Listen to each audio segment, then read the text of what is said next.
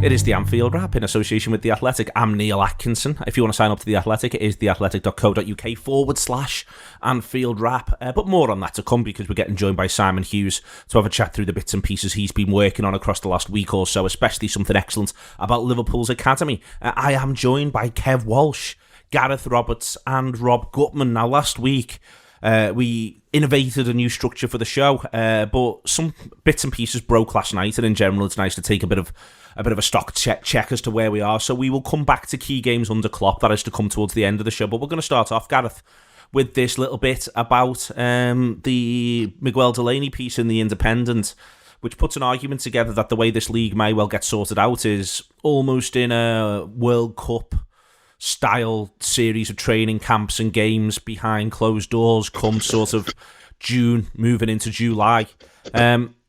I think a lot of it's quite fair and quite fairly argued within the piece that, you know, there will be a move within most Premier League clubs that are sensible, that they have to get this season finished one way or another, because the alternative doesn't bear thinking about. Yeah, that's the direction of travel, isn't it? And I think, you know, most of the arguments to the contrary don't really stack up. I mean, that's what I find frustrating. All right, I'm a Liverpool fan. I've got a bias, of course I have. Of course I want to see Liverpool lift that trophy.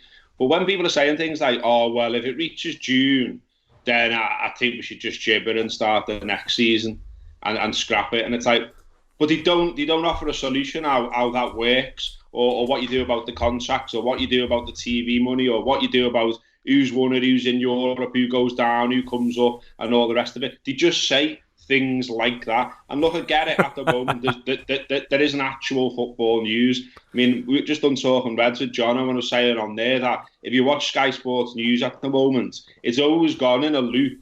You know what I mean? You always reach the end of the loop, and then you go back to the beginning again. The loop is very small at the moment. And they're getting anyone and everyone on. Do you know what I mean? Well, me. But what I mean is, though, you know, like there isn't, you know, apart from leaks out of meetings that we don't know about, there's not loads new, is the news-wise.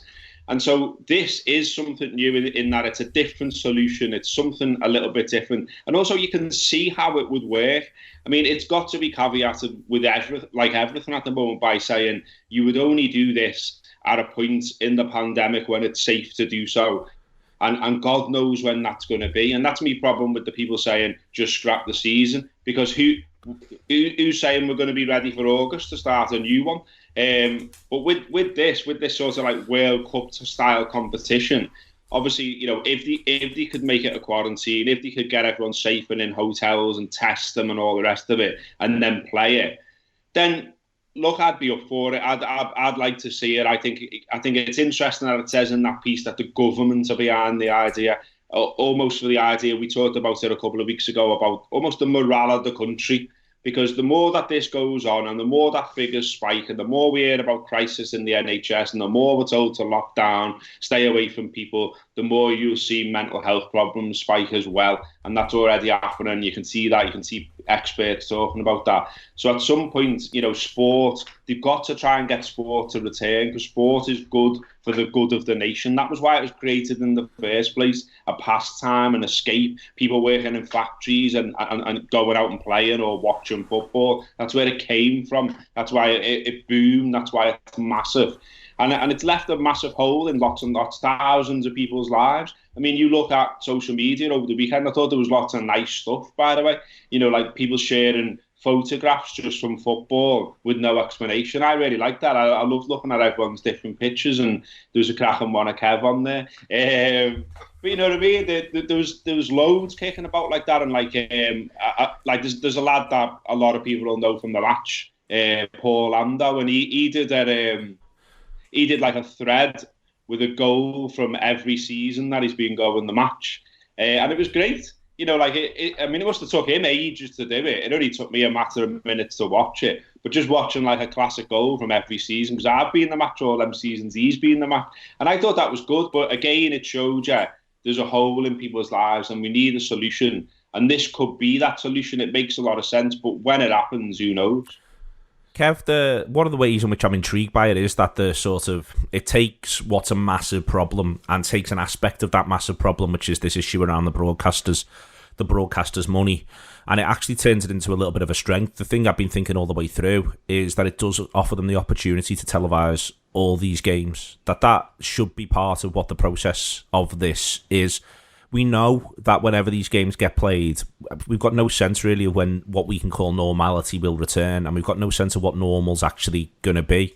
So I think as much as possible, they've got to try and take that massive weakness and turn it into a bit of a strength. And the idea of there being a consistent roll of Premier League games across the course of a day does give it a little bit of a festival-y, feast of football-y sort of vibe across the idea of screening all 92 remaining matches.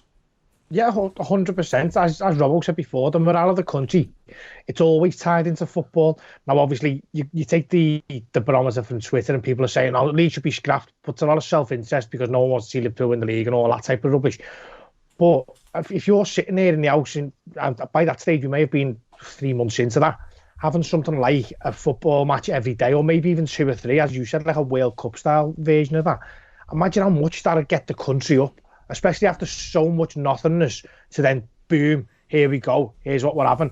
And you'd see, I think it becomes sort of a new normal, wouldn't it? Because the old normal was we've done Saturday 2 games, Sunday 2 games, and a Monday night game. Whereas if you could say, oh my God, we get to watch 3 games a day here for the foreseeable future, so however long that takes to complete, while the rest of the country has to deal with what it has to deal with, because I've seen a few people saying, "Oh, we shouldn't even be speaking about football at a time like this." Well, that's okay. And if you're one of the poor people who've got COVID-19, I understand why you don't want to talk about it. But for everybody else, the fear of COVID-19 and everything that goes around it, the thought of losing loved ones, you can't think about that 24 hours a day because it's not healthy for anybody. Robbo said before, you're going to have people who mental health will be struggling. Something to take the mind off things is no bad idea. Listen, that could be reading a book, it could be meditation, but for millions of people in this country, it's football that provides that sort of escapism.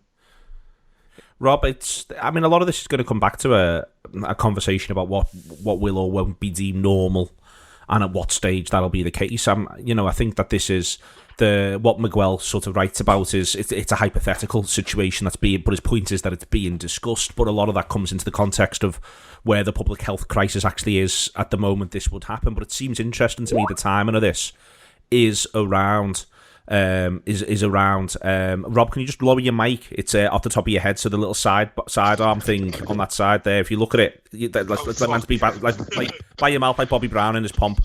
Oh yeah, like an astronaut. That there is, it's the public health timing of this that I think is interesting. That I think the next time the Premier League say we're not going to play any games before a certain date, their current date is April the 30th. I think the next date they give's got to be something relatively approaching the date we can optimistically think we can get a game of football back on. When do you think that is? Sorry. Well, in the Miguel Delaney piece, they're arguing that July. So by that point, the pandemic will have curved itself out, and at that sort of stage, it may well be that there's a general appetite for football, and also the situation is relatively under control. You see, I'm yin and yang in between all the agendas in my life, and I can't see it. And I'm really genuinely mentally struggling to see wood for trees, and because. Until they open public spaces and bars and restaurants, I can't. Football is secondary to me to that because it's my livelihood. Although the two intrinsically linked, because he's talking about football coming on and the public health, and Gareth's right, and what a joy that would be to have that back in our lives. And I'm thinking, yeah, in your living rooms, not out and about, not in stadiums, not in. Not sharing it with your friends in pubs and bars and what have you. So I'm finding it hard to separate that out, and I'm simultaneously pleased at the prospect that somebody may be able to put a date on it, like July, and I think the creativity that's being talked around this kind of World Cup setup, fab, that's all great. But what's implied by that is we're all stuck in our fucking living rooms in fucking July. It's still March today. That is not. It doesn't feel tenable. Psychologically, it doesn't feel tenable to me. It doesn't feel on any level going. So I'm really finding it hard to make sense of it. You know, the guy who said football's not the most important thing. It's hugely important in our lives. We're fine. In fact, whatever if anyone says, does it put in perspective the current crisis, how unimportant football is? No, it puts in perspective how important it is. Gareth was absolutely right. It's actually bringing us back to the whole point we had is you take away things like football, going to the pub, all those kind of humble pastimes, most elementary pastimes. They're not going to the opera, the theatre, they're going to a match to watch sports, going to the pub to sit opposite friends and drink. Those elementary pastimes were evolved because life was pretty shit outside that, right? It was going to factories and such. And now we're back where we started, and now we're seeing how important these things are. I'm going off at all kinds of tangents here. I'm not even sure where the question began or ended, Neil, but I've been cooped up and I've got a lot of opinions. Ask me some more. No, in all seriousness, the idea of that, taking all my parochial needs, psychoses aside, neuroses actually, I think the idea is creative.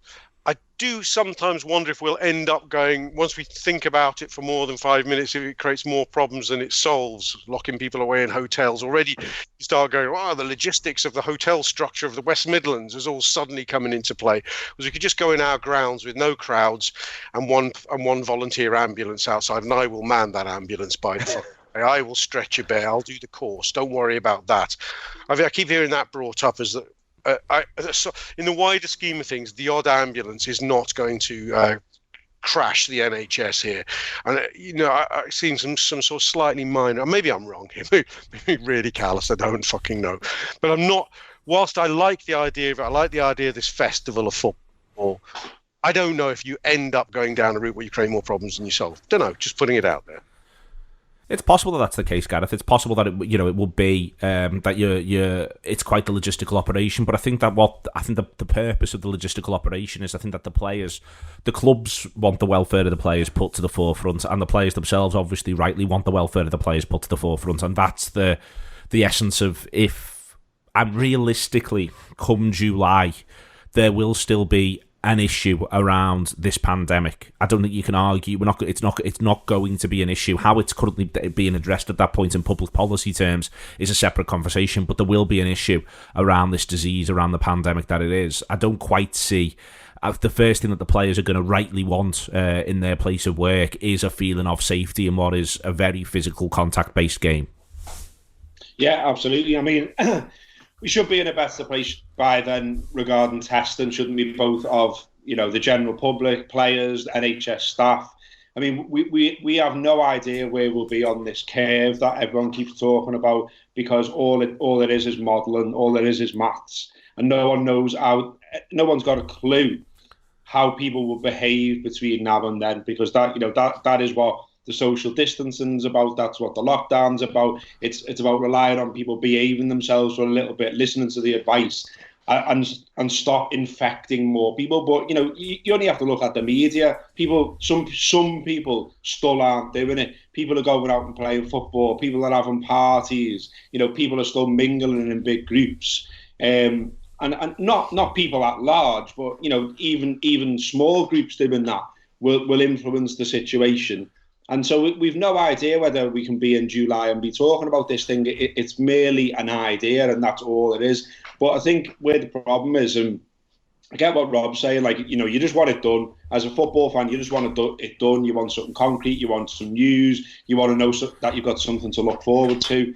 But equally, though, if the NHS is anywhere near breaking points, which it obviously is now, but will it be in July? We have no way of knowing. What we should have by July is staff that are better protected and got the actual equipment they need, that have been tested and stuff like that, as I say. But if a player were to get coronavirus who's in that camp, then that's the end of the idea once more, and you've got to go back and jib it all again and start again. Equally as well, and I think it gets mentioned in the piece, or certainly some of the discussion around the piece, if a player broke his leg or if a player required hospital treatment, in the grand scheme of things, that would not be a massive burden on the NHS. But everyone would make a big deal out of it.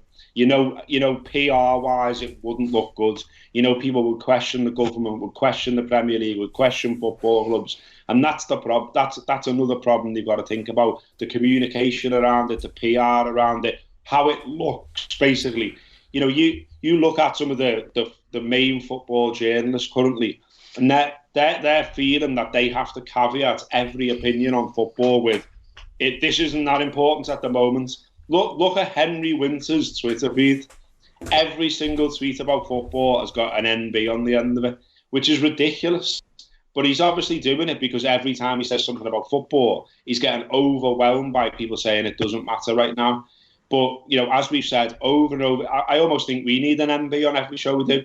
You're allowed to be concerned about the situation and concerned about football. You're allowed to be worried about what happens to yourself and your family and the NHS and the wider world. And you're also allowed to think, when the fuck is the footy coming back? Yeah, it's just a mad situation, isn't it? I don't think any of it's simple. But what I would say is it obviously requires discussion, and this discussion will leak into the public because football's so important to everyone and because it's big business. And the idea that it's pushed to one side is absolute nonsense. We've got dedicated satellite channels to football, like I was talking about before. We've got dedicated football stations. We ourselves are dedicated to football. There's many more people like us who are dedicated. So the conversation is going to go on, and the conversation eventually will stumble upon an idea that works. But it's dependent on the pandemic, though, isn't it? It is dependent on the pandemic, Kev. But the flip side of this is that for the people who are saying sort of, the voiders one way or another, I can sort of understand the psychology of it, which is it'll almost feel like it's fresh and it starts again. But there's a flip side here, which is I think that you can have an attitude of finish this season at all costs. But you can't have a start the next season at all costs attitude. I'm very much into the idea that when you start whatever start in the 2020-2021 season actually looks like, it has to be played in front of crowds. Whereas I think there is a general acceptance that finishing the 2019-2020 season can be just done when it's expedient and convenient for everybody involved.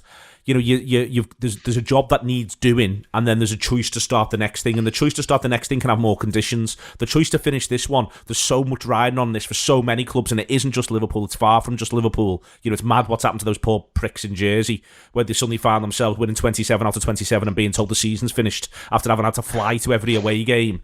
It's awful. So it's stuff that, Barrow, for instance, have been cited over the weekend. There's so much ride on it for so many different clubs and so many different places. You've just got to get this one finished. The next one's the idealistic one, the one that you make be as close to what was previously normal as possible. Yeah, 100%. The next one is sort of, again, as you said there, Robbo, there's no need to caveat everything with saying this is not important right now. We're a football podcast, so we can say it's important because it is important, and the people watching and listening to this will think it's important. The season after this one, you would hope and think that, as you just said there, Neil, will be played in front of crowds, will be played in the old way as it is. The new normal at the moment is we don't have public events like that. So we want to get back to the old normal for that. And that can come when it comes. And it can also, it could sort of be the start of something new. Whereas this now, we're in a moment where we don't know what's going on. Nobody really has got any ideas. So Miguel Delaney's written this piece, and obviously this is what's getting discussed. What I think we should bear in mind is this is all be very fluid. This is what's getting spoken about now. They can amend certain things of it. They can add stuff to it if they need to. There'll be a million ways that we can get this done and get the season done. And as you said there, it's not necessarily just about Liverpool. You've seen Harry Kane come out and put his big fat tongue into it, hasn't he? Saying he wants the season voided. I bet he doesn't want to lose his 11 goals, does he? The fucking bell ends. But people are not thinking like that. You said this about the VAR and offside, Neil, that people often get themselves that caught up in what they're speaking about, that they just say this happens like this, and they don't worry about the filter down of it. Yeah. If we just void this season, there's going to be football clubs that go under, and there's going to be people saying, well, I want my season ticket money back. I've paid to watch 19 friendlies effectively, so I want that back. If you finish the season, then all those arguments, if they don't go away, they're very much weakened. And as a football nation and as football teams with so much riding on it, teams can't afford to just say, okay, well, listen, here's all your money back, or we don't need this. I think everyone's finding it with sponsors at the moment. They don't want to pay because they don't know where they're going to be in 6 weeks' time, never mind in 6 months' time. If football can finish this season, which don't forget is over 75% done anyway, so it's not like we're talking about playing half of a season. We're talking about playing the last quarter of a season just to get the results sorted and everything locked down. That's fine. And then we can go from worrying about this aspect of it to thinking, what can football then do for the nation as a whole when we come out of this and go into the following season? Rob, it's one which, as I say, as Kev's just framed it there, what happens is everybody thinks, Harry Kane basically thinks that he can make magic happen by saying a football season finishes because then everything will be sorted for the next one. But, Harry Kane is not one of the nation's great thinkers. He's one of the nation's great twats and should be considered such. But there is a situation here where, everyone is going to have to sort of be able to think big picture in a way that this industry really isn't used to, isn't ready for, and the media coverage around it's not really used to or ready for. Big picture's not what football's very good at. It's very good at talking about one thing that one person said last week, or one goal that was just scored, or one VAR incident. It's not very good at sort of at thinking beyond the clear parameters of week by week or day by day. I think this whole situation in the nation with a crisis and in football, a microcosm of it, is there's a lot of vested interest talk, right? So, within the context of the virus, if you're in a high risk category, you've got a greater vested interest. You're in a certain nation, you've got a more vested interest. If you're part of the economy that's more damaged, you've got a greater vested interest. And within football, we're seeing a false equivalent debate around this coming in, which has really, really annoyed me. And Harry Kane's part of that, whereby Harry Kane is with a club who are having a poor season, and he's not having a great season for a range of factors, for a range of reasons. His injury, and he wasn't doing brilliantly anyway. It's another season away from the golden boot for Harry, whatever happens, right? Just as it's a season of potential relegation for chairmen of clubs who've come up and piped up about why the season should be voided. But the false equivalence I'm seeing from journalists I like and respect, to be fair, has been, they think they're being wise and fair and Solomon-like by going, but let's accept that there are vested interests in either direction. Liverpool, we are expressing our vested interests. We are hugely against null and void because we want to win this fucking title. But there's a difference in the strength of our case. We have earned the outcome we require. Those at the other end of the spectrum, let's say the West Hams of this world, to use an example, have not earned the outcome they require. There is not an equivalence. I used an analogy. I'm not going to blow my own fucking trumpet. It's a good analogy on social media the other day, where I said it's a bit like saying I would like to get paid for my job of work, and somebody else going, I don't mind, I didn't do any work, but I'm happy with nobody getting paid for that. It's not the same thing. You're not in the same boat. Your moral case is not the same. So I'd quite like in this debate to go, yeah, of course, the Liverpool fans, maybe the Chelsea fans, the Leicester fans have a vested interest, but their moral case is greater than those at the other end of the spectrum who just want to get out of Dodge. But on that, Rob, just to come back to that, there's only really two teams in the country who've managed themselves sufficiently badly, in one case, I'd say, along a long period of time, and another case in a relatively short term. So West Ham, the former, and Tottenham, the latter, who are almost prepared to break everything. Because that's the thing for me. It's almost like we're prepared to cause absolute chaos and break everything, and we're prepared to argue the case for that because we're in such dire straits that we've been so poor. It's for me, even just the idea of having to pay back 5% of 762 million quid. Tottenham are fucked up so badly that they would rather do that, have the Premier League be saddled with loads and loads of law cases than face the consequence of their own inadequacy and their own actions. And that, to me, doesn't just strengthen Liverpool's moral case, but it absolutely weakens any argument Tottenham put forward to the point that it is a broken argument on the ditch of life. It is, and I wouldn't mind if they simply had the nerve to go, do you know what, can we null and void this, and then sort of like whisper it from the back of the room. But they have the nerve, and I suppose I'm generalising because it depends who we're talking about, to preface it with the NB we've been talking about. Well, actually, not prefacing. Prefacing it, bringing front and centre. How can we talk about football in these times? By the way, we've got an agenda. How can we talk about football in these times? It's a terrible thing. It's just beyond shameless. By the way, we've invested a lot of money in a big stadium on the thinking that we'll always get Champions League football every single season, and we've gone to utter shit. They should be called out. They should, rather than going, well, you know what, there's a wide range of cases. Again, I keep using the false equivalence between the various cases. They should be called out on how morally bankrupt it is. It is morally bankrupt, their position. They should, even if they do think there's a firm moral case for voiding outside of their own existence, they should say, hands up, we just can't have an opinion here because we know what it would look like. And quite rightly so. The moral bankruptcy of Harry Kane, Gareth. Yeah, I mean, look, he's put in front of a camera and he's asked the question, and as you said, Party lined it. He's a footballer though as well, and like he's not sitting at home thinking about how competitions work. He hasn't got a spreadsheet. He's not looking into the future in terms of Euros, World Cups, or anything else. He plucked it out of his arse. I watched the interview, and he's asked the question, and he just sort of goes, if it gets to June, I reckon we just gibber, and then, you don't want it affecting the next season, do you? And no one went to him, well, what if football's not ready to go in August either? Yeah. No one said that to him. And so it just got left, and then it got written down, and then it got turned into a story, and then it got headlines put on the top, and then all of a sudden, he's a hate figure for everyone who doesn't want the season voided. But as I say, if you actually watch the interview, which is like a crap interview over Skype, a load of different questions, and then it's like, what about this? And he throws some opinion that he's probably thought about for about solid sound points here, Robbo. You're being really sound. I'm enjoying it. Good on you. But I just think as well, like, if someone just said to him, but Harry, what we're talking about here, mate, is we need 5 weeks of playing 2 games a week, and then it's done, mate. And I reckon he'd swill a load of spit round his mouth and go, doesn't sound that bad if you put it like that. Yeah, well, obviously. Yeah. All right. We'll leave this one. We'll be back with these gentlemen to talk about some key games in Klopp's tenure. That is to come before then, I'm told, to say Hughes, but the work he's done about Liverpool's academy this week with The Athletic. It is the Anfield Wrap. Loads of fantastic stuff behind the paywall. Just very quickly, something coming out today, for instance, is a conversation Gareth had with Jose Enrique. And Gareth, you absolutely loved the fella. Yeah, he was great, It was like, we're speaking to Jose Enrique. I was like, oh, are we? Right, okay. And then it was like, did me prep and everything. And then it was kind of strange, got to be honest, because, I'm sat here in my back room, and then, Jose Enrique's face pops up on my laptop, like, and I've got to have a big chat with him.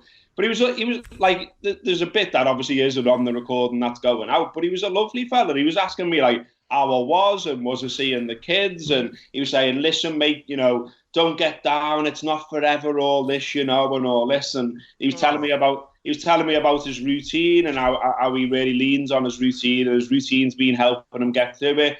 And then he was like, oh yeah, but we can't get back to Liverpool at the moment. And I was like, oh, do you go to Liverpool often, do you? Yeah. And he was like, well, the missus is from Walton, like. And I was like, oh, is she? Really? Yeah.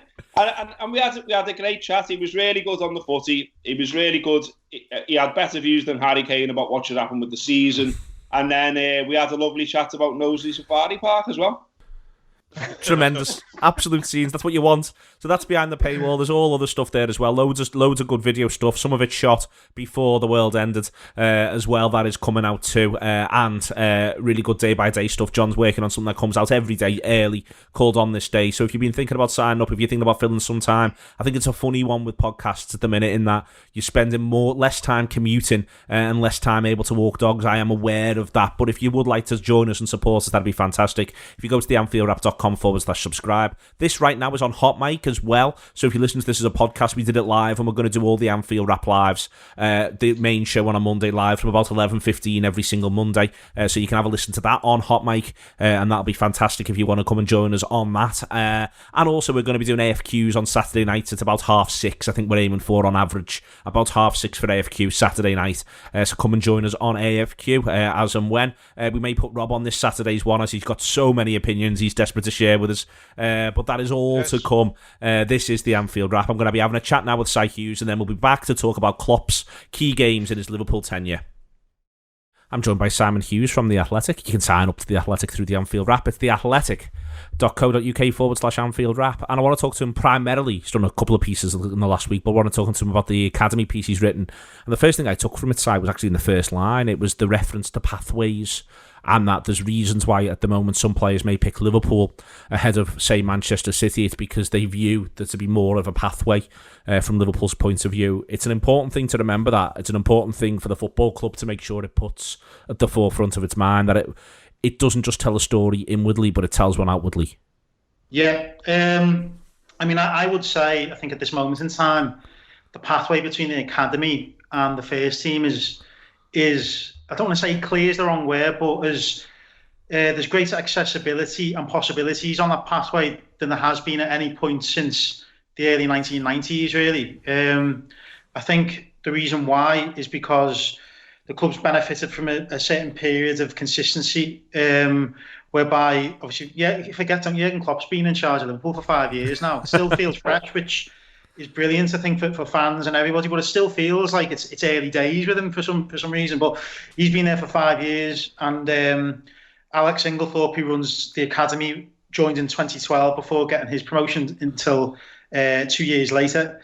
So there are people who've been around for a while now. So that helps on so many different levels. You know, if you look at why there haven't been many players coming through at different points over the last 20 years, it's often been partly a consequence, really, of people changing roles, new owners, new managers, you know, different tactics. All these things have an impact on the chances for young players. Whereas now things are very clear about what it takes to become a Liverpool player. And one thing that I took from listening to people in writing that article is, you know, if you don't work hard and if you don't get about the pitch, basically you've got no chance, which I think is a great basis for any footballer, because they know that they can't afford to think that they're very good at any point. So if you stop moving around, you're going to be in trouble. So that is the basic sort of platform for any young Liverpool player now. They know that they have to work very, very hard on whatever area of the pitch they perform to have a chance of getting into the first team. But if you do that, you've got a great chance, because for the first time in a long time, that there was a quote from Alex Inglethorpe several years ago when he talks about clearing the pipes. And I think the pipes are clear now. I think people move seamlessly between Melwood and the academy, and there's a good understanding of what is needed, and that will, I think, only improve over the next couple of years as obviously the first team move to a site that's closer to the academy. I think the communication will improve even more. So yeah, it's unlike me to be ultra positive about everything Liverpool, but on this particular element of the club, I do think that there's good things happening there. On a few of the things that are required, you mentioned there, the movement, physicality, the phrase Olympian is used. I think that in the past I think football goes through its cycles as to what it wants from its young players. And it strikes me that it's interesting. I think for a while, physicality also included bulk. It included the idea that you were built like a middleweight boxer and able to run a marathon. It seems as though Liverpool, very much the focus is actually on the running and not necessarily just on the build. It does seem as though Liverpool are a little different to what you've heard in the past in that regard. Yeah, well, I think if you look back at sort of when the academy first opened in 1998, Gerard Hughes, he saw the way football he thought was going at the time, and that's where the academy got off to a bad start in many ways, because Gerard Hughes wanted a bigger, more physical player, which is the sort of player that you just described there. That's not this sort of player, really. I think historically, Hughes, you could argue, was proven correct in that theory, that between 1998 and maybe 2005, when players like Cesc Fabregas, and to maybe a lesser extent, obviously, because Wayne Rooney was such a unique footballer, but he was a technical footballer as well. That's where the technical players started getting more of a chance again. Whereas now, Jurgen Klopp wants players who first and foremost are really, really fit. I mean, you've got to be really fit, not necessarily physically big and tall, but you've got to be able to run. If you don't have the capacity to get about the pitch, particularly as a midfielder, you've got no chance at Liverpool. And I mentioned in the piece about Leighton Clarkson, a player who's 18 years old now, and he's a really talented player. And, I think listening to people, he's realised that, it's not only enough to be a really, really, really good player. You've got to be able to compete with somebody like James Milner, in a training match, where training sessions are like, full scale, matches in terms of the intensity. So again, I just think that's a really solid, sound base for any young footballer. That if you go in and you work hard, that's the basic requirement. If you think that you can sort of pass the teams to get to death and your talent alone is gonna see your progression, then you're wrong. So that in turn then tests your mental capacity as well, because it comes to some extent about your attitude at that point, and that makes sure that the attitude of the players, that demand for hard work, for Olympic standards running, that requires dedication, And people can get there if they're really desperate to. You look at James Milner when he was 16. He wasn't a hugely, robust player. That's come with age, but he's learned that you can sort of form yourself in that way. You can become that player, which is what a lot of these players are going to have to do. Well, it's the surprise, I think, isn't it, Si? Because it's always worth remembering the flip side of saying that the player that you watch, broadly speaking, any professional level, is well better than the best player at your school. The flip side of that is that these lads come into youth setups having been the best player in their school by some distance, and that change of outlook that you've got to have there, that must be remarkably difficult from, as you say, just being able to control football matches with a combination of an innate talent and correct instincts to suddenly needing to be able to work harder at this than anything you'll ever have to work at in your life. Yeah, well, the standard is so high at Liverpool now, and I don't think it's an easy team to play for. It's not an easy working environment, which is that's the way it should be. It shouldn't be easy for anyone, really.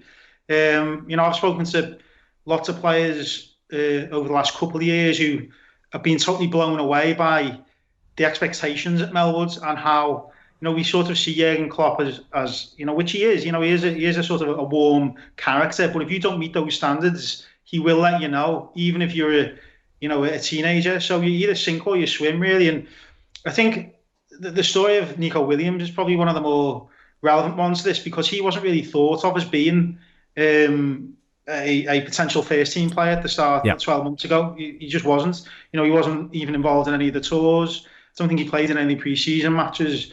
But he got his chance a little bit through a bit of fortune, because Keanu Hoover was away with the Dutch squad. I think they played was it a World Cup in Brazil? I'm trying to remember. Under 17s, yeah.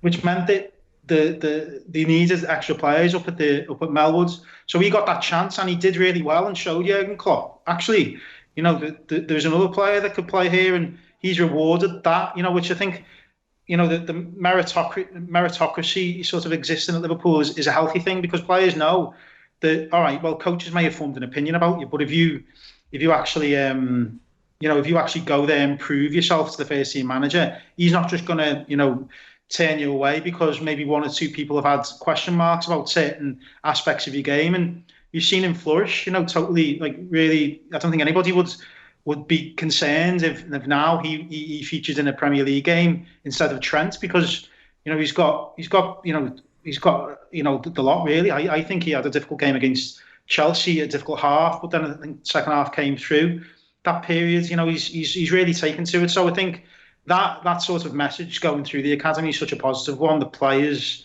see, because they're watching all the time. Even at that age, players are always watching, see what other players, what chances they're getting, why they're getting them, and they want it. So they know now that if they go and do the business, they might get another chance. They've probably got a great chance of getting another chance. You cite a couple of things. You tell the story almost of in the piece of the way in which the academy has changed and moulded.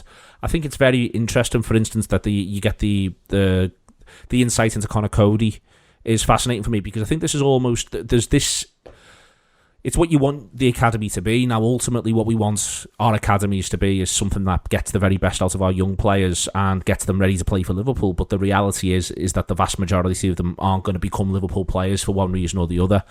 And for me, I think I've always wanted the idea that every player gets a positive experience out of being involved with Liverpool, which Cody obviously has. And, but also then from that point of view, there's a more cynical side of that, which is that Liverpool are able to sell these lads on and make money, and that pays for the process. And more so, if the players go on and really succeed. It is important, isn't it, to not just sort of see the academy simply as a finishing school for Liverpool's first team and rated successes or failures based upon that. It's as much about creating footballers for the wider football world and also making a bit of money for Liverpool. But all those things can be true at the same time. Definitely, yeah. I mean, Liverpool and football clubs generally get the bulk of their criticism in relation to academies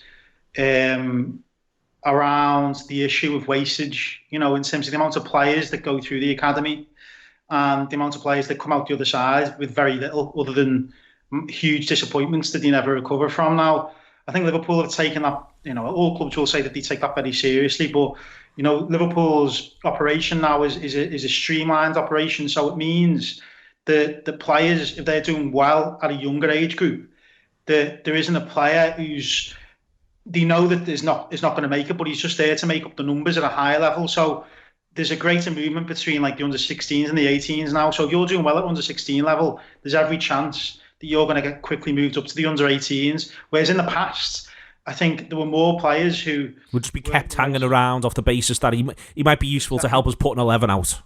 Yeah, exactly. Like, so, you know, I think in previous eras, like players would hit the age of 18 and they'd still have maybe 2 or 3 years left on the contracts in some cases.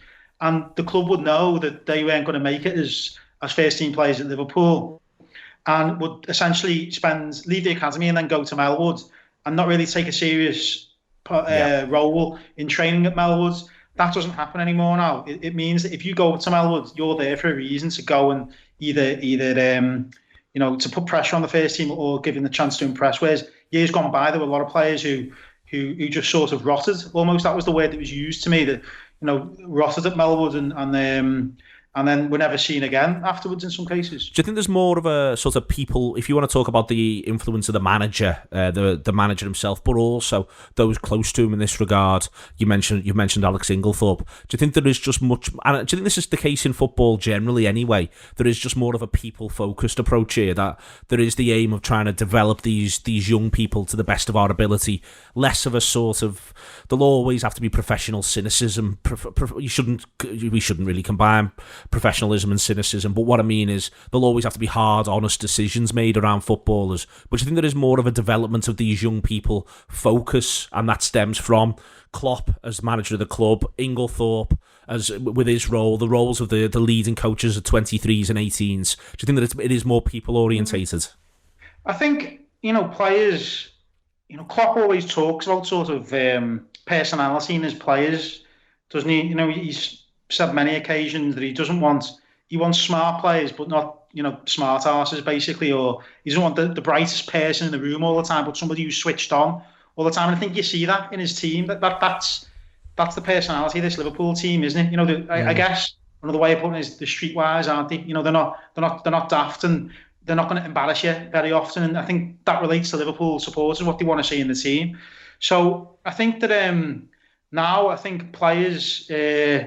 You know, if Liverpool as a club can see that player has the capacity to deal with becoming a first team player as well, that's such an important element of this, because I think it ties in again to the work ethic. You know, if his personality isn't quite right, then maybe he's not going to work quite as hard. So I guess there'd been over the years some question marks about Curtis Jones, like a player who, you know, let's face it, is not short of confidence. He's not, and that's just the way he is.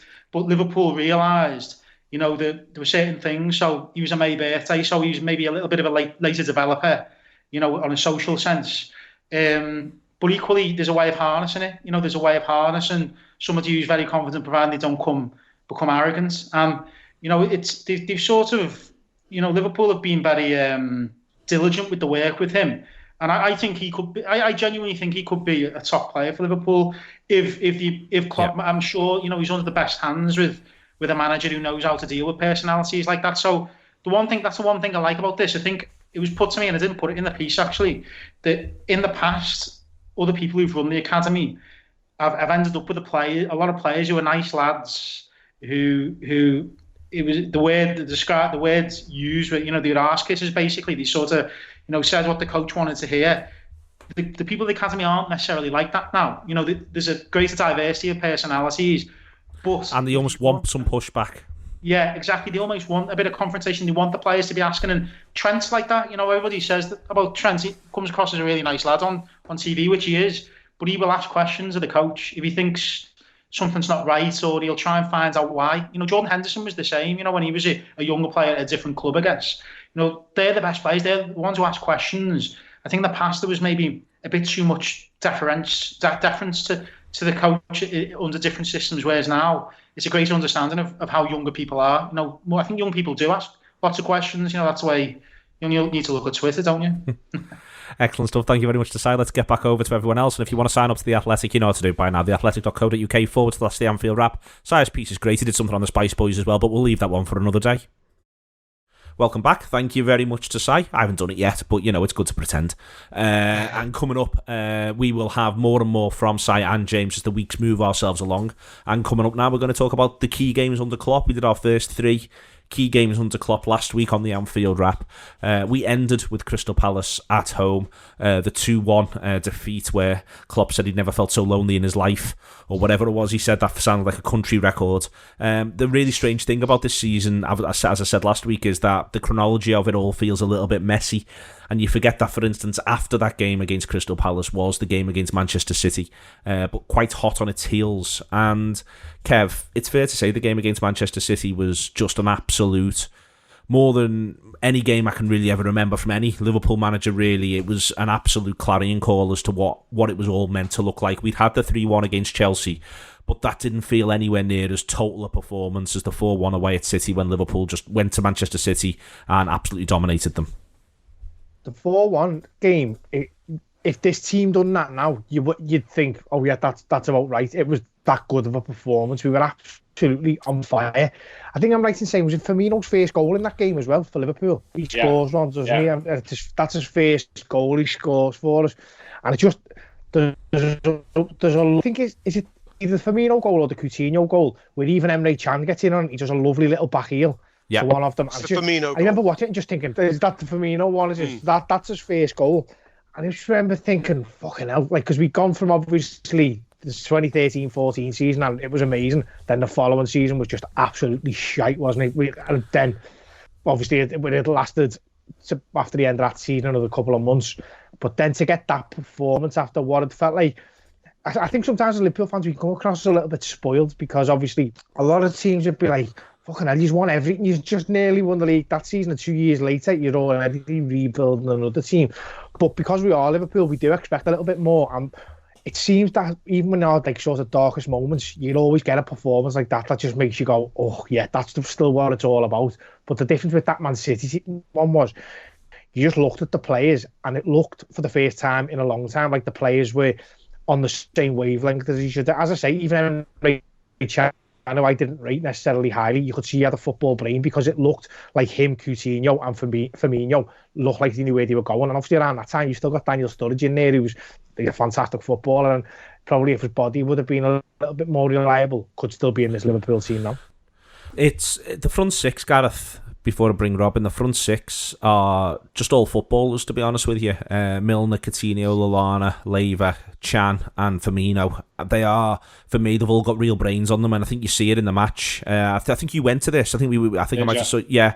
And I just remember sort of stood on our end, just genuinely pairing. It was freezing cold. It's worth pointing out. It was late November. It was freezing cold, but it didn't half warm you the football that you watched. Yeah, it was brilliant. I think, as you said, it was still at a time when we felt like we needed some kind of statement result, statement performance from Liverpool. We all loved Klopp in his first press conference and things like that. And we loved Chelsea. The Chelsea away win was fantastic, but it wasn't the statement. This was a statement, because let's have it right. I think Liverpool about 9th in the league at the time. And this was on back pages of newspapers the next day as a shock result, Liverpool doing this to City.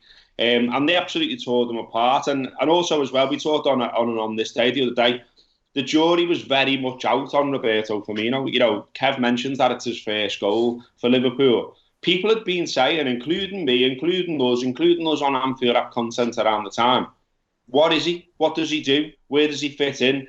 And, Brendan didn't fancy him, obviously, and played him in some strange positions. Klopp came in and talked about Liverpool doing really well to get him, in being a top performer in the Bundesliga. And I had a mate who watched the Bundesliga a lot. He watches everything. He watches all football all the time. And he kept saying to me, he's great, he's going to be great for Liverpool. And I kept saying to him, well, when's it coming, lad? Because he looks a mile off.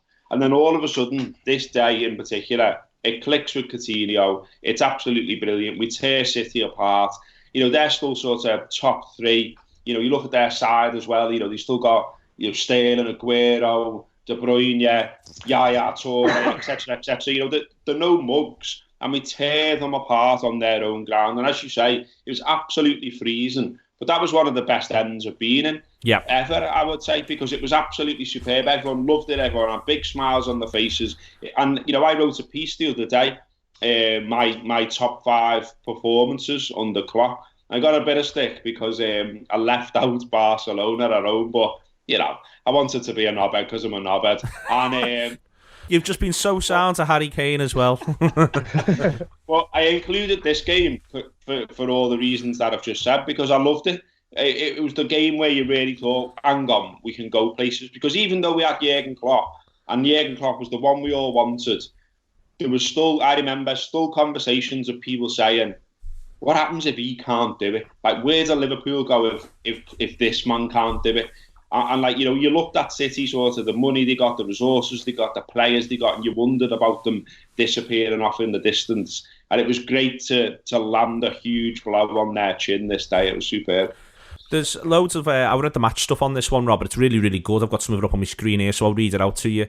Klopp, after the game, talks about now we want to do it at home, this sort of performance. Pellegrini says they scored 4 times and could have scored 3 more. It is unbelievable. Lallana referred to it as being great fun, the performance. And I think that's one of the things that I sort of took from it, having been in the end. I think you and I might have been together, or at least we went to Manchester together that day, because I think we had a lovely day on the Ale. And then the Reds did this. Do you remember days on the Ale, Rob? They'll be back soon. That it was an enormous amount of fun. Liverpool were rambunctious, they were aggressive, and they played some fantastic football, and they deserved everything they got. Yes, I think it meant more, though, Gareth. I was with Gareth at Chelsea a couple of weeks before that, and I think it meant more, the City win, because of the taster that Chelsea had been. Although there were those shitty results like Palace around that time, we were seeing we wanted to see there was a euphoria when Klopp came in, and we wanted to see some evidence of why the euphoria wasn't an illusion. And this was the defining one. There's a few games, I think, maybe we should do a greatest on it. I don't know how you define it. There's games you watch in your football watching life where about 20, 30 minutes in, you're going, oh my God, what is going on? We're getting one here, yeah. Yeah, what is going on? I mean, off the top of my head, I'm thinking like the Arsenal 5-1 in the 14 season, the Roma game in the semi-final, where you just score. I mean, I'd say Stoke away as well is the converse of, oh my God, what is going on? But this was definitely, oh my God, what is going on day. Why it was important from a sort of belief in the Klopp project point of view is that we looked better than the sum of our parts. You listed that front 6 again, Neil. What was it? Emre Can, Milner, Lever, Firmino, Coutinho, and Lallana. It's not a front 6 to pin Europe back by its whatevers. Do you know what I mean? On paper. Okay, Milner's a cult hero now. We know the levels Coutinho did get to, and despite the fact that we can make a case for a number of those other lads in their pomp, it is not a world class front 6 now. And so we didn't think it was at the time, and we don't think it is now looking back on it in it as a composite. And what it showed therefore is that something was happening beyond the sum of our parts, and it looked so organised. It looked like they'd had an incredible week in training to put that together. The Firmino goal, that wasn't an accident. That does not just happen, and we could see that. And the fact that we were able to build on it, it was. So, I agree with Gareth. It was the defining performance in many ways of the Klopp era. Where it's different to the Chelsea one is what Rob's just said there, Gareth, for me, is the Firmino goal. That does not just happen. The thing about the Chelsea one is that Coutinho scored a banger, and then there was another one that was deflected. And yes, Liverpool played some good stuff over the game, but the City one was one where you watch the game, you're in the ground, you can't wait to get out to watch the goals again. You watch the goals again, you can't wait to be able to see Match of the Day. You see Match of the Day, you can't wait to watch Match of the Day again on the Sunday morning. You watch Match of the Day on the Sunday morning, you're just watching this going, that is absolutely drilled to perfection football. That was the difference between this and Chelsea. Yeah, it was systematic, wasn't it? It was structural. It was, as you say, you could see the work that had gone into it, and the way Coutinho and Firmino in particular were dovetailing, that was no accident. And it was from there that you knew as well that, where is Brendan? You don't know because it's a different reality. But, I don't think it would be the maddest thing to say Brendan may well have been Firmino if he'd stayed. He was never staying, but, just imagine a reality where he had. I think he wasn't sold on Firmino. We didn't want him. He wanted Benteke. We know all them stories now. Whereas Klopp came and wanted to build around Firmino. And this was the day where we saw for the first time stuff built around Firmino. And then ever since, all the way up until the modern day, he's been so key for Liverpool. And he's talked about him. I think he's called him the engine or something like that, hasn't he? I think what's interesting about this game as well, we keep on talking about the front six and how well we played and the goals we scored. Have you seen the back five on the bench? I know. Wow. Like, Skirts scores, doesn't he? Two? Scores an absolute belter, Skirtle. Yeah. It's Mignolet in goal, Klein, Lovren, Moreno and Skirtle. And then on the bench, we've got we had like Kolo Touré came on in the 90th minute. Ibe came on in the 68th minute. And the aforementioned Benteke came on 76th minute. Conor Randall didn't get on that day.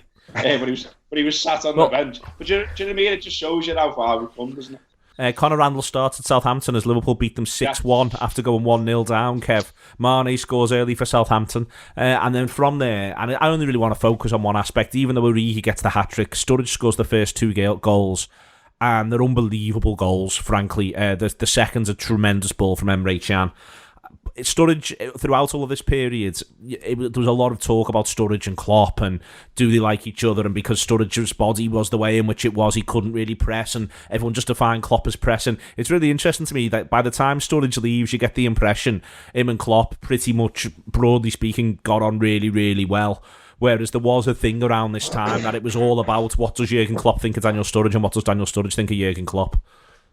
Yeah, I think a lot of the talk as well around that time was Danny Ings is your quintessential Jurgen Klopp player.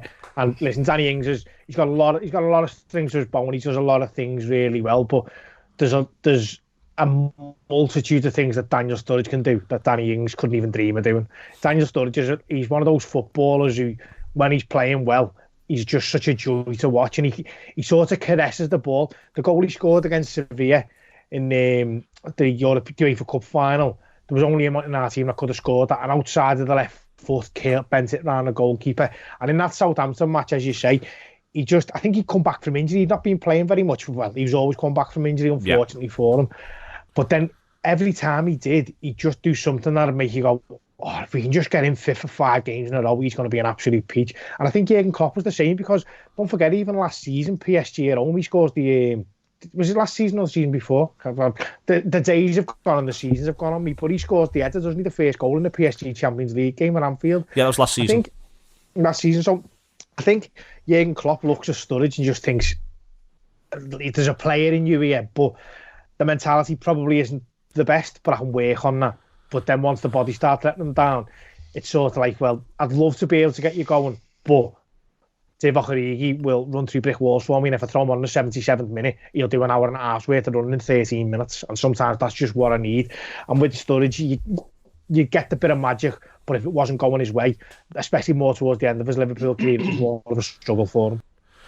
It was one, Rob, where you just get to see Daniel just absolutely in his groove, and that's that is all the way through what some of Steve Graves always said about Sturridge, is that right the way through to the very end of his Liverpool career, you still got the impression that if Sturridge was on the pitch, he thought he was the best player on the pitch, that it didn't matter what all these other lads had done in the meantime. If Sturridge was playing, he was Daniel Sturridge, for God's sake, and the rest of you can have all got to take that into account. I think you really get to see that in a game like this one, where he's coming back from injury theoretically.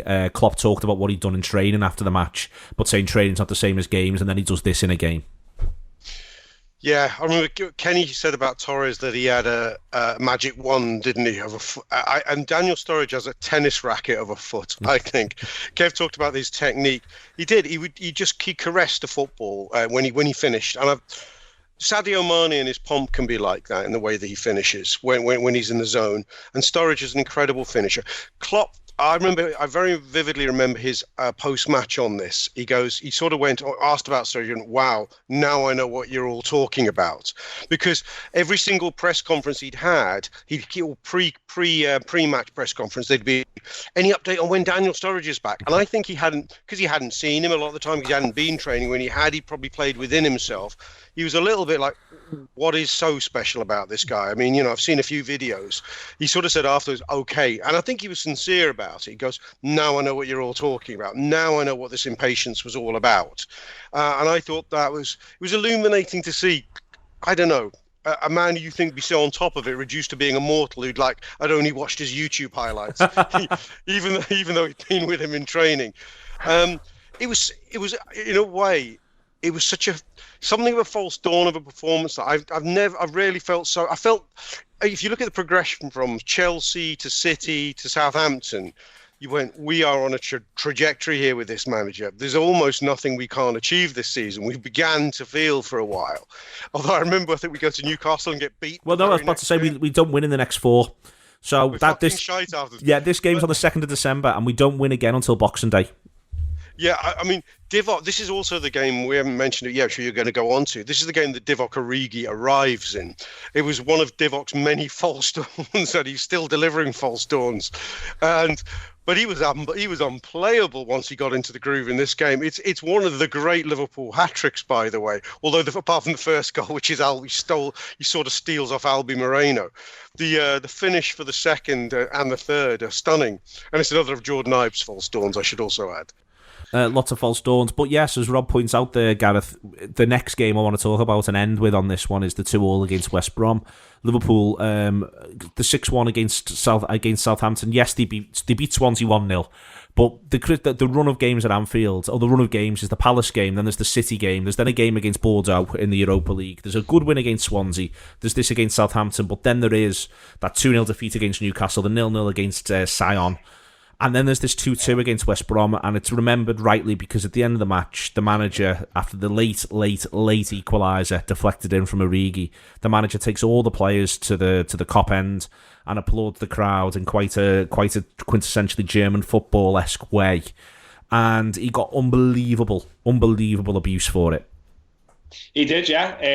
I'm from our own as well as from the national media, so there was plenty of, your Liverpool supporting hard asses who were like, we don't do that, and you don't bring your German culture to us. You adopt our culture, and we don't want that, and blah blah blah. That got said, whether people like to admit it now, that got said at the time. I mean, you would expect that sort of some of the mainstream to get stuck in, because they get stuck in, that's what they do. They want to have debates, they want to create headlines. But some of our own were like, I'm not having this, I'm not having Jurgen Klopp. That's a German thing, that's not a Scouse thing, that's not what we do. But to me, that bollocks from a leader, that's like, I know what your traditions are, but fuck your traditions for a moment. We need to change this situation. You need to recognise that you need to be different in the ground. You need to get behind the side. We can't be having you walking out like you did against Crystal Palace. And okay, it was only a draw, which is what a lot of the pundits were having a pop about, but it was a 90th minute goal. It was a 90th minute goal from Divock Origi, which saved the point. But also, we did get behind them in the lead up to that goal. That was the point. That was why he was coming to the crowd. It wasn't celebrating a point, as so many dickheads put it, as so many Evertonians put it. It was him gathering the players up and saying, go and see them now. Go and see them now and say, nice one. That's the support we want. That's what we want to see week in, week out at Anfield. That's what we got today, and we want it again, so we need to go and do it. And okay, the actual thing that he does where they all link arms, that is a German thing, that is a Dortmund thing. But who ultimately cares? I mean, I remember us going on Radio 5 to discuss it. And they took a big piece off us, didn't they? It felt like maybe about 5 minutes or so. Yeah. Of us talking about it and what we thought about it, and then they debated what we debated, if you like, on 5 Live at length. I think it was Robbie Savage and a few others. And it was interesting how much debate it caused. But it you look with hindsight in particular, it was definitely the right thing to do. We did get that message, and it did change at that point. There's a couple of little things. There's loads actually in the game, Kev.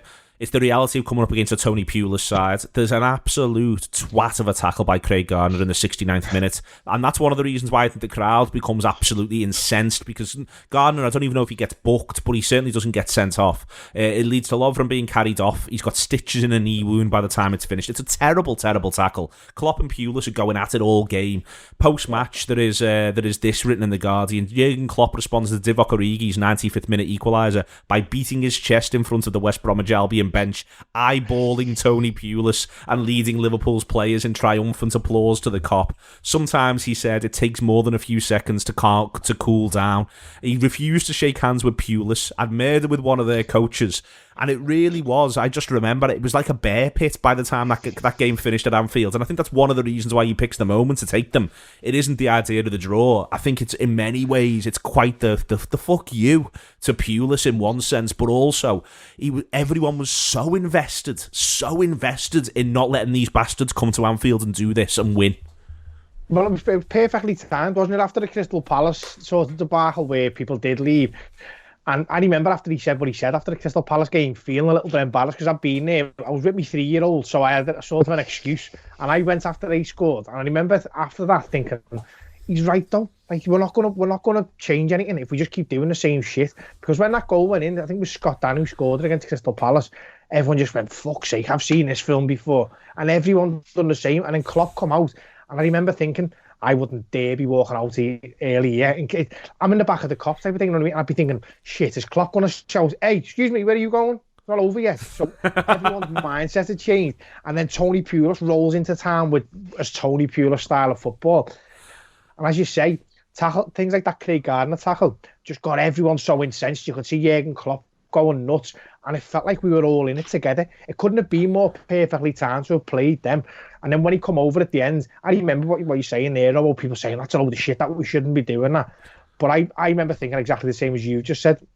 We're doing the same thing over and over and over again. And we have been for 25 years and it's not working. So it's good that he's coming to try and change it and do something else. And it showed the balls of the man, because at that time, he seemed to be calling the Liverpool fans out every single week. The amount of times where he'd turn around and slag the main standoff was unbelievable. But you could almost see him picking individuals as if say, what are you doing, dickhead? Or shut your mouth type of thing. And it's what we needed. For too long, Liverpool fans have got away with the fact that we were Liverpool fans. We can do whatever we want. But Klopp come in and changed that. And that 2-2, I always look back on that and just think it's such a great moment, because he had the confidence to do that in a 2-2 draw against West Brom at home, where we've had to just scrape to get a point, because he knew that the process he was following and the plans that he was putting in place were going to work, and he was going to get his moment like he did in Kiev in front of the whole crowd with a European Cup or a league title. You know what I liked about it? Sorry. Go on. You know, I mean, I don't know what everyone's opinions are on Tony Pulis, but I've got to admit, I kind of quite like him. And all that stuff that you described, they absolutely go at each other. The benches have beef. There's all kinds going off. Do you know what Tony Pulis said about it afterwards? Go on. So they asked him about Jurgen Klopp's antics and all that. And obviously they want to stir it up. They want to make a big story out of it. And he just went, it's his dugout. That's good. Do you know what I at the time, to be honest with you, I got off at the final whistle not happy with the draw. I'm thinking, fuck that. You know, we got a point, but so fucking what? That was my general attitude at the time. And I don't think I was in the ground for the bit where he took the players to the crowd, and I saw the criticism afterwards, and that made me feel defensive of him. And I sort of realised what he was. I think he was trying to say a lot of different things. I think he was trying to tell us to stop being so entitled. B, trying to understand the glass. The glass is more half full than half empty, and also that the game is always active until the final whistle, even at 4-0 down. If you get a goal in the last minute, you've got something. You are always playing for something. And I think, you know, it sounds grandiose and hindsighty to say this, but I think all those last-minute winners we've seen in the past 12 months or so, the seeds of them are born in what Klopp did then, when he went a late winner, a late goal, because we were playing to the end, and you helped us play to the end. This is what this is all about. He almost wanted the match to be about the goal, not about what had come before it, not about the result, about that goal and what it had taken to get that goal. The combination of crowd and players and determination and will to go to the end. Excellent stuff. Determination and will to go to the end. That's the Anfield Wrap this week. Thank you very much indeed to Rob Gutmann, whom I'm worried about greatly and I'd like to give a hug to. Kev Walsh, who I always like to receive a hug from. And Gareth Roberts, who will be desperate to walk around Sefton Park and hug everyone he can if only it was allowed. Thank you very much to all three of them. Thanks to Hughes as well and the Athletic, our partners for the season, whenever the season may finish. It's been a pleasure. It's been the Anfield Wrap. See you next time.